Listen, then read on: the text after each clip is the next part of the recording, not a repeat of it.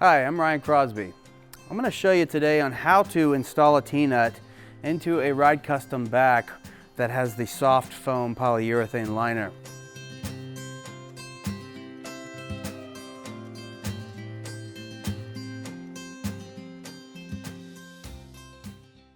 This would be, you might have to add a T-nut for shoulder harness guides, or maybe you've cut back the lateral support and you need to add a new T-nut in the end of the lateral to hold the inner shell to the outer. And that is the scenario I'm going to show you now, is adding a T-nut in the inner shell to help hold these two shells together. So I'm going to separate these. I'm going to go ahead and take this cover off. And with this soft foam, we're going to have to peel back the foam away from the edge of that we're adding the lateral to, the T-nut to. So I'm going to add one on the right-hand side, just right next to this other T-nut, because we haven't actually cut this back. There's still a T-nut there, but I'm just going to add one next to it. So I'm going to go ahead and cut this foam away from the inner shell. You're just going to want to slice with the razor knife right along the edge, far enough back that you're going to be able to peel that foam nicely out of the way. You really don't want that anywhere near your heat source, because it will damage the foam. So depending on how much glue is there, it might take a little bit extra cutting to get that foam to peel back. In this case, we used a lot of good glue. There we go.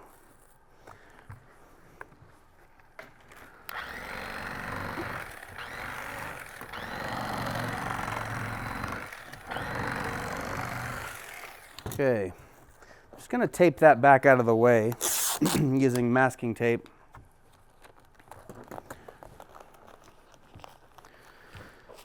All right. You could reuse an existing T-nut if you need to, and the way to do that is you need to heat it up first. Heat the T-nut up, and then try to push that T-nut out. If you try to just pound out the T-nut, most likely you're going to crack the shell. So to avoid that, heat it up first. I'm going to actually use a new T-nut. So put your shells back together. Line up the one side that you do have that you're leaving. There's that. There we go. And on the other side, you're going to hold the shells together, and you're going to want to get your drill with a 1/4-inch drill bit.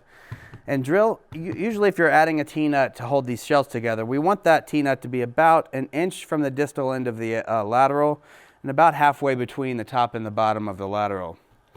So you hold those together, drill right through both shells.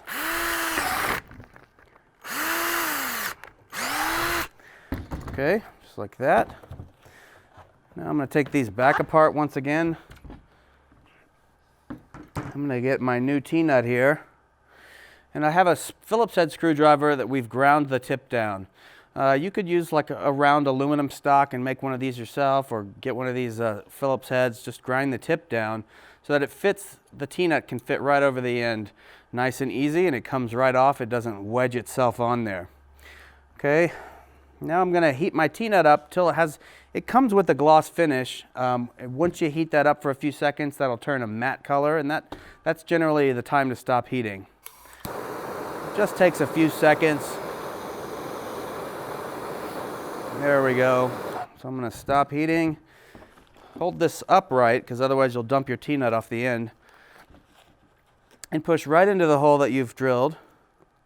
And once you see it start to sink into the plastic, back off. You don't want to push too far, because it could push all the way through the shell.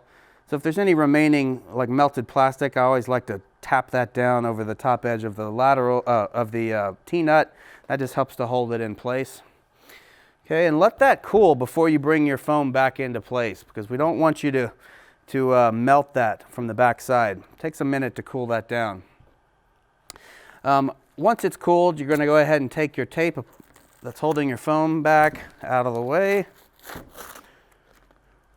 and just bring in, and you might have to add, you'll probably have to add some spray glue on the inside. just to bring this foam back together. And you could use Super 77 from 3M. They sell that at most hardware stores.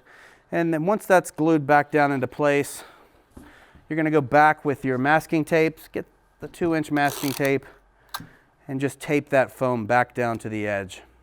And this one just tapes, just one piece of tape that runs on the back side of the foam and also across the plastic like this.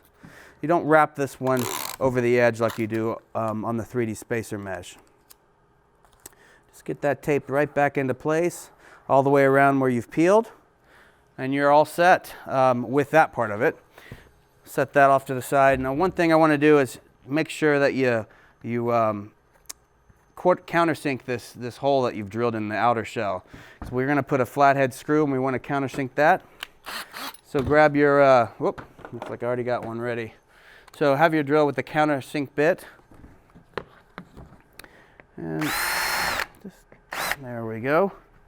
Now you're set. You can put your cover back on, get your shells back together, and you are all set, ready to go. And that's how you add a T-nut into the soft foam back. If you have any questions, reach out to us here at Ride Designs. Thanks a lot and appreciate your business.